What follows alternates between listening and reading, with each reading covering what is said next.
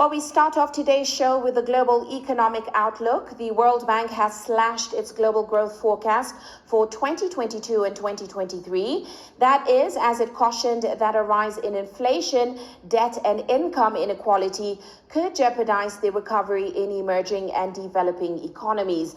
Now, in its latest semi-annual forecast, the World Bank predicted that world economic growth will decelerate markedly to 4.1% this year. That's from 5.5% last year. And it'll also drop to 3.2% in 2023. Now, throughout the COVID-19 pandemic, the Washington-based lender has raised the alarm about growing levels of inequality, both within and between nations. It is now forecasting a yawning gap in growth rates between advanced and less wealthy economies. Richer nations are expected to see a deceleration in economic growth from 5% last year to 3.8% in 2022 and 2.3% in 2023. Now, for emerging and developing economies, by contrast, the bank is calling for growth rates to plunge from 6.3% in 2021 to 4.6% this year and 4.4% in 2023. Well, let's discuss that World Bank report further with Anthony Mveyange. He is the Executive Director at the Partnership for African Social and Governance Research. Great to have you on the show with us today, sir. Now, this World Bank, it's certainly warning that developing nations will fall further behind the rich world. In fact, David Malpass said that there was a canyon between growth rates in rich and poor countries. Now, the outlook for weaker countries is still to fall further and further behind. Do you agree with this assessment? And what are the greatest risks that increase the likelihood of a hard landing for developing nations?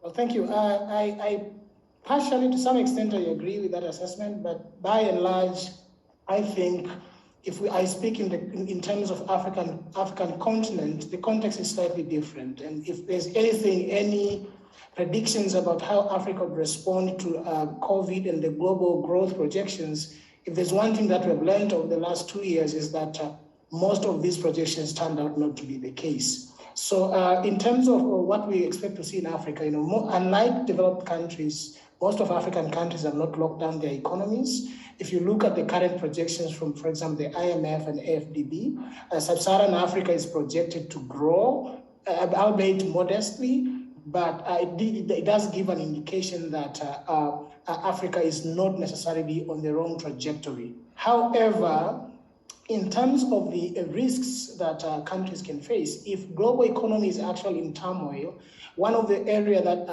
likely African countries are likely to be affected is on the loans, for example, if because of inflation that is actually picking up in the world, a high interest rate that can actually have a ramification on debt restructuring for African countries, and it can impose more burden for the governments to settle the debts with the Western countries. Right. And of course, as you're talking about risks there, David Malpass blamed stimulus programs in richer nations for worsening that divide, like you mentioned, by driving global inflation. Now, he also warned that higher borrowing costs could hurt economic activity going forward. What are your thoughts or your views on how Africa can mitigate the harm? Well, yes. High interest rate can actually, because of high inflation, central banks in the West, they'll need to impose high interest rate, contractionary monetary policy to actually control for this high inflation.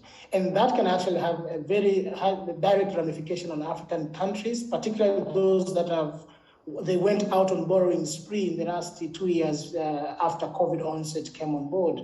Now, what can countries do? So it depends what these loans are borrowed for. If they're recurrent expenditure, I think it's not a good trajectory for African countries. But if those loans are used for development expenditure, maybe something positive could actually be achieved. However, one of the ways to mitigate that is African countries to rethink their borrowing approach. Do they really need to borrow from the West? Do they really, given the turmoil in the global economy right now, given the pessimistic growth projections that we see? So I think it's important in terms of mitigating the situation, perhaps African countries can borrow less, or maybe they can actually think about borrowing internally as opposed to borrowing externally.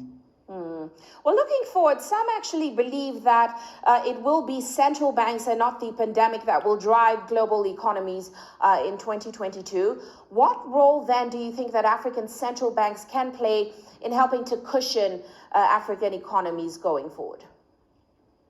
Yes, I think central banks are going to play a very important role, and I think one of the major roles that central banks will do is the monetary policy.